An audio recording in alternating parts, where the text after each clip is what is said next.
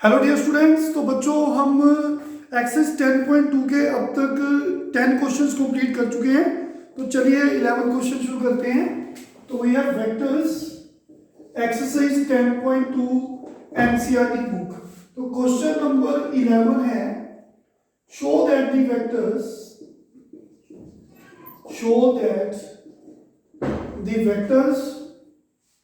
2 I cap minus 3 j cap plus 4 k cap and minus 4 I cap plus 6 j cap minus 8 k cap are collinear।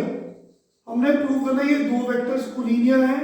हम बता चुके हैं दो vectors collinear का मतलब है कि प्रूव करो दो वेक्टर्स पैरेलल है। तो जब भी आपको दो वेक्टर्स पैरेलल प्रूव करने हैं, मान लो ये वाले a1i a2j a3k and b vector b1i plus b2j plus b3k in order to prove a vector and b vector are collinear. Collinear हमने क्या बताया था? Parallel vectors. तो पैरेलल वेक्टर्स तो प्रूव करने के लिए दो कंडीशंस हैं, दो तरीके हैं। जहां तो प्रूव कर दो in order to prove two vectors are collinear prove. हाँ जी बच्चों, b is lambda time a और a is lambda times b। मतलब दो वेक्टर पैरेलल जब कोलिनियर कब होंगे? जब एक वेक्टर दूसरे का स्केलर मल्टीपल होगा। b जो होगा वो a का स्केलर मल्टीपल होगा। मतलब लैम्डा टाइम्स, यहां पे लैम्डा कोई भी कांस्टेंट हो सकता है। b लैम्डा टाइम a हो या a लैम्डा टाइम b हो। लैम्डा कोई स्केलर है, कोई कांस्टेंट है। एक तो ये तरीका हो गया। तो दूसरा तरीका क्या है? अगर आपको प्रूव करना है दो वेक्टर्स पैरेलल है, कोलिनियर है, आप उनके कंपोनेंट्स जो हैं वो प्रोपोर्शनल प्रूव कर सकते हो। a1 over b1, a2 over b2, a3 over b3। दोनों में से किसी भी मेथड से आप प्रूव कर सकते हो, चेक कर सकते हो कि वेक्टर कोलिनियर है या नहीं है। तो देखिए दोनों से बता देते हैं। सपोज कर लो ये वेक्टर फर्स्ट वाला ए वेक्टर है, मान लो दूसरे का नाम हमने बी वेक्टर रख दिया।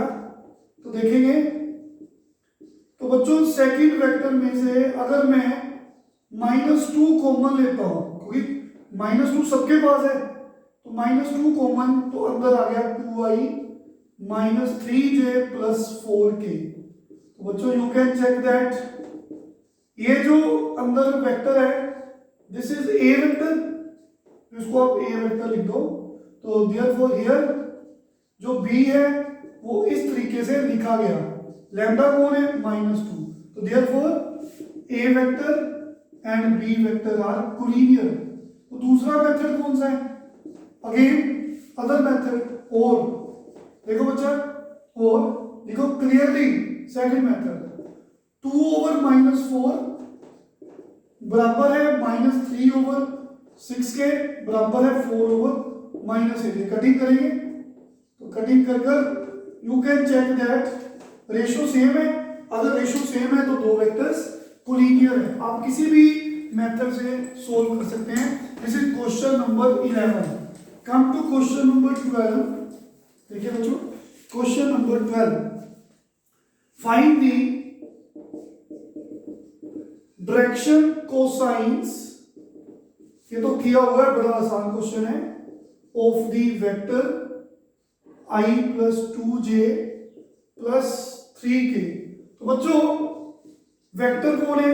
a vector. जब कोई भी नाम ले लो, मैंने a वेक्टर से इसको डिनोट किया, तो इसका पॉइंट क्या बनता है? देखिए इसका पॉइंट इसके i j के कंपोनेंट्स 1 2 3।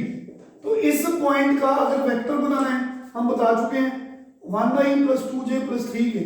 तो वेक्टर से कोऑर्डिनेट्स भी मिल जाते हैं, तो ये कोऑर्डिनेट्स मिल गए। तो डायरेक्शन कोसाइंस निकालेंगे लिए सबसे पहले हम डायरेक्शन रेशियोज निकालेंगे। डायरेक्शन रेशियोज को डायरेक्शन नंबर्स भी बोलते हैं। तो वो कौन है? कोऑर्डिनेट्स, जहां i j के कोफिशिएंट्स कंपोनेंट्स, ये स्केलर कंपोनेंट्स ये डायरेक्शन रेशियो है। तो डायरेक्शन कोसाइन के लिए हमें मैग्नीट्यूड चाहिए। मैग्नीट्यूड क्या होता है? इसका स्क्वायर प्लस ये कंपोनेंट है इसका स्क्वायर और 3 का स्क्वायर। हम बता चुके हैं कई बार ये 1 + 4 + 9, 1 + 4 + 9 √14 आ गया बच्चों, √14। तो डायरेक्शन को साइंस कैसे निकालते हैं? डायरेक्शन नंबर्स को मैग्नीट्यूड से डिवाइड करके, बता चुके ना ये वाला।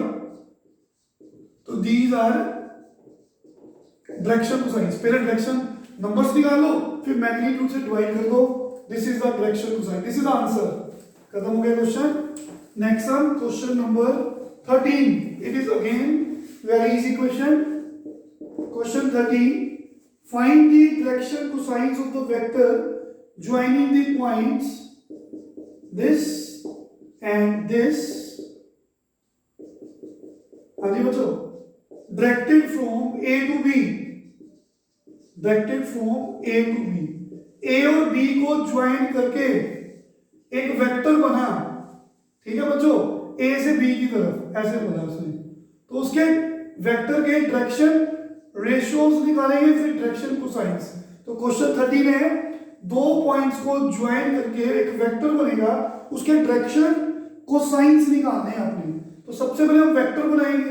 तो वेक्टर बनाने का मेथड हम बता चुके हैं। अगर दो पॉइंट्स हो x1 y1 z1 और x2 y2 z2, तो बच्चों इनको ज्वाइन करके जो वेक्टर है वो इस फॉर्मूले से बनता है।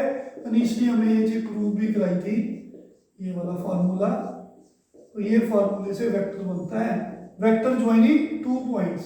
तो यहाँ पे ए बी वेक्टर कौन है देखेंगे x2 माइनस x1, दोनों के x coordinates minus i, plus दोनों के y कोऑर्डिनेट्स माइनस कर दो, साथ में j, दोनों के z कोऑर्डिनेट्स माइनस कर दो। माइनस माइनस तो प्लस हो जाएगा भाई। तो ए बी वेक्टर क्या बनेगा? -2i - 4j + 4k। तो बच्चों डायरेक्शन रेशियोज कौन है किसी वेक्टर के? कौन है? तो डायरेक्शन रेशियो ए बी, इसके स्केलर कंपोनेंट्स है ना, मतलब आई जे के जो है ये जो कंपोनेंट्स है स्केलर, मतलब कांस्टेंट्स जो है -2 -4 एंड 4, ये डायरेक्शन नंबर्स है। तो डायरेक्शन कोसाइंस के लिए हमें इसका मैग्नीट्यूड चाहिए। मैग्नीट्यूड कैसे निकालते हैं? देखिए -2 का स्क्वायर 4, -4 का स्क्वायर 16 एंड 4 स्क्वायर इज 16, तो √36 इज 6। तो डायरेक्शन कोसाइंस कौन है? डायरेक्शन रेशियोज को आपने मैग्नीट्यूड से डिवाइड करना है बच्चों।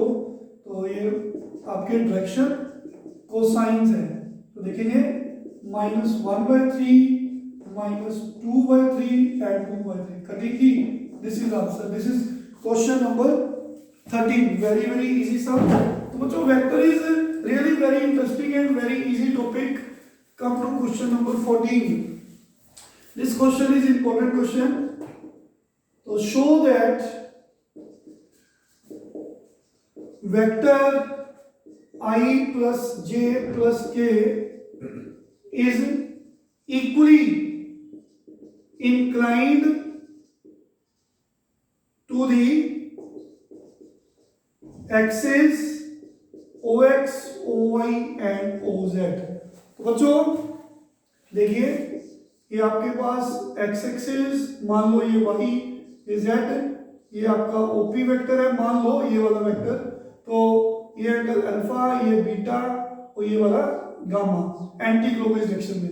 हमने प्रूव करना है कि ये वेक्टर जो है x एक्सिस के साथ, y एक्सिस के साथ और z एक्सिस के साथ इक्वल एंगल बनाता है, सेम एंगल बनाता है। इंक्लाइंड मतलब एंगल बनाता है, इक्वल एंगल बनाता है, प्रूव करना है। तो सपोज कर लो लेट ओपी वेक्टर कौन है? i + j + k। मैंने इसका नाम ओपी वेक्टर रख दिया। मेक्स एन एंगल, हाँ जी, alpha beta gamma with OX, OY and OZ respectively. तो बच्चों therefore what are direction ratios of vector OP वो कौन है, जो इसके स्केलर कंपोनेंट्स हैं, आई का कोफिशिएंट 1, जे का कोफिशिएंट 1, के का coefficient 1, these are direction ratios.